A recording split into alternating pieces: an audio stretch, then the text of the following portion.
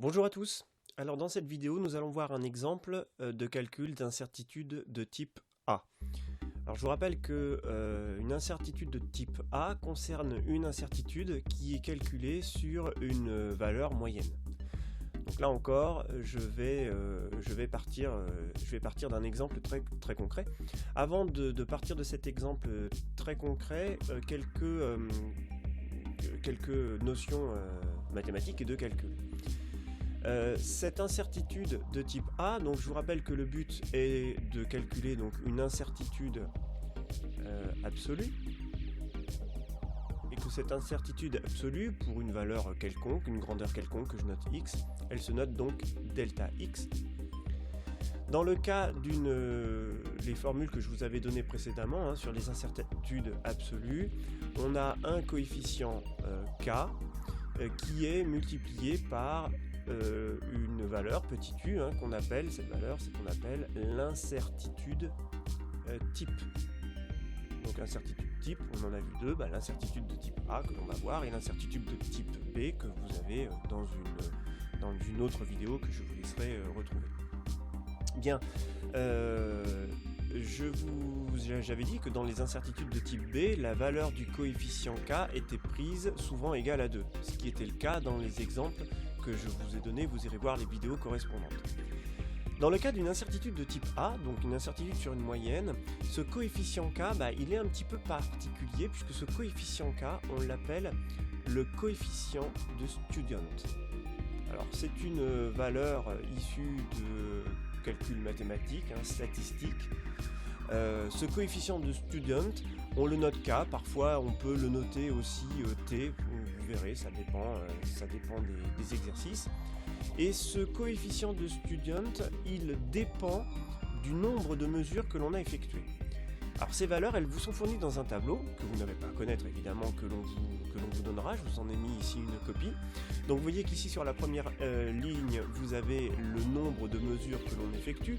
Alors, vous remarquerez que le nombre de mesures ne commence pas à 1, puisque on s'intéresse au calcul d'incertitude sur une moyenne, et que si on fait une moyenne, ça veut dire qu'on fait au minimum 2 mesures, donc n commence à 2, et puis vous voyez que pour chaque valeur de n, eh bien, vous avez la valeur d'un coefficient, fameux coefficient de student, donc vous voyez qui dépend du nombre de mesures. Alors juste une toute petite remarque, on vous donnera parfois ces valeurs, et à côté de ces valeurs de ce coefficient de student, vous avez un pourcentage qui est ici de 95%. En fait, ce 95%, c'est un niveau de confiance que les mathématiciens ont déterminé. C'est-à-dire qu'en prenant ces valeurs de coefficient-là, à 95%, au final, l'incertitude que l'on va calculer nous garantira, si vous voulez, une valeur comprise dans l'intervalle d'incertitude que l'on va déterminer, proche de 95%. Donc vous voyez qu'en fait on va déterminer une incertitude sur un résultat, et en fait au final on n'est même pas sûr que la valeur réelle soit dans cet intervalle d'incertitude. Mais à un moment donné il faut bien poser des limites, et ici on a une limite de 95%. Bon, on fait confiance aux mathématiciens. Il existe d'autres valeurs de coefficient de student pour des intervalles beaucoup plus restreints. On peut monter jusqu'à 99% de taux de confiance, mais évidemment pour avoir un taux de confiance et un résultat proche à 99% de la réalité, ça veut dire que l'intervalle d'incertitude sera beaucoup plus grand. Alors après c'est un compromis. Voilà. Donc en ce qui nous concerne, les valeurs que je vous donnerai seront toujours des valeurs de coefficient de student avec un intervalle de confiance à 95%. D'où l'explication de ce petit 95% que vous avez là. Parfois il y sera, vous verrez, parfois il y sera pas. Je vous les donnerai carrément sans pourcentage. Alors, le calcul de cette incertitude type dans le cas d'une incertitude de type A. Eh bien, les matheux nous disent que cette incertitude type, donc qui est notée U, elle est égale à ce qu'on appelle l'écart type,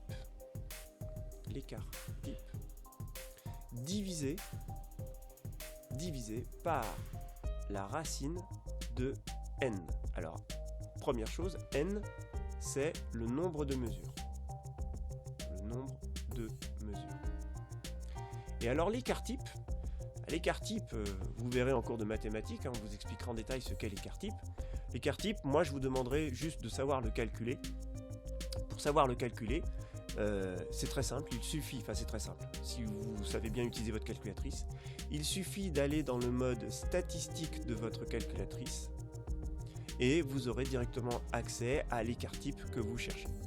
Voilà, donc c'est juste une utilisation de sa calculatrice, l'écart type est donné par la calculette, on divise par racine de n, ça nous donne la valeur de petit u. Et ce petit u, on le multiplie par le coefficient de student, et ça nous donnera donc l'incertitude absolue de notre mesure. Alors voilà pour les quelques notions théoriques, maintenant passons à la pratique, et je vais vous proposer un exemple concret.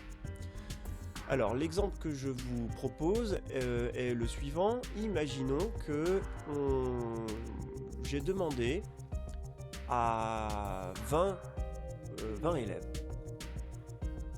de mesurer la longueur d'un objet. Donc ils ont fait leurs mesures, donc j'ai 20 mesures différentes que je ne vous donnerai pas. Pour avoir la valeur de la longueur de cet objet, eh bien, la méthode qui paraît la plus cohérente, c'est de faire une moyenne de toutes ces longueurs. Donc les 20 élèves ont fait 20 mesures en tout, j'ai 20 mesures en tout, j'ai 20 valeurs qui parfois sont différentes, certaines sont différentes, certaines sont identiques.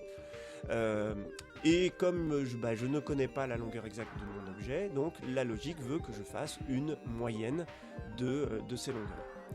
La longueur moyenne, donc là il suffit de prendre sa calculatrice, on calcule la valeur moyenne. Imaginons que la valeur moyenne que me donne ma calculatrice, c'est 8,4236 cm. Donc là vous voyez que ma calculatrice me donne un résultat avec 1, 2, 3, 4, 5 chiffres significatifs. Je suis ici dans un résultat qui va être précis au 10 millième.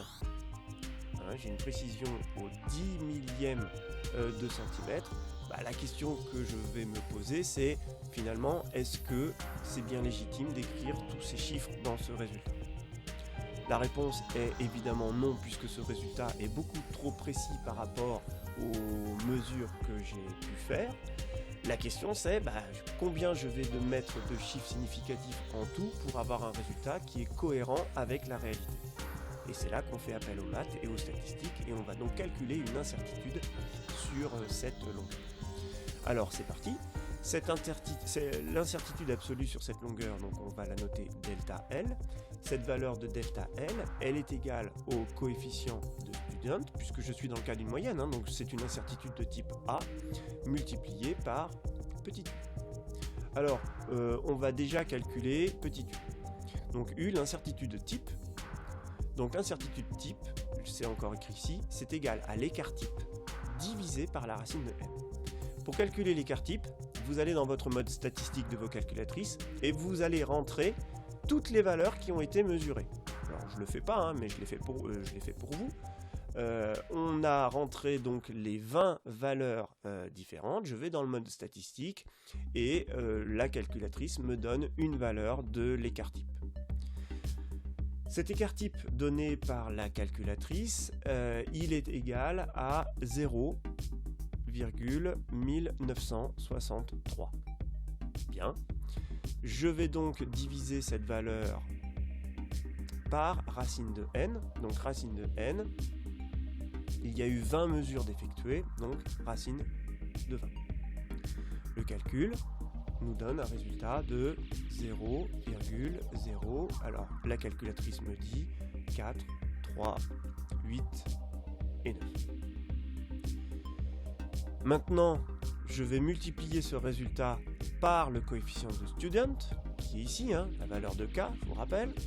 Alors le coefficient de student, on l'a où ? On l'a dans le tableau, que je vous remontre ici. On a effectué 20 mesures.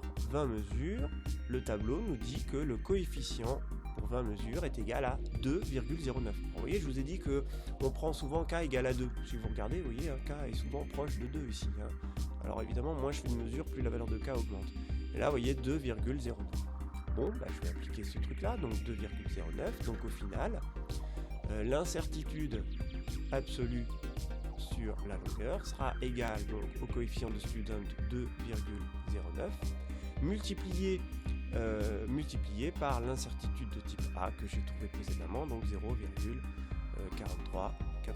Je fais le calcul et j'arrive à 0,09173. Je fais exprès de garder les chiffres. La règle est toujours la même, que ce soit une incertitude de type A ou de type B. La règle, c'est qu'une incertitude absolue devra être exprimée avec un chiffre significatif. Donc si j'exprime cette incertitude absolue avec un chiffre significatif, je vais donc faire un arrondi. Donc il faut que j'arrondisse 0,09173 à un chiffre significatif. Et bien, je vais donc supprimer les trois derniers chiffres.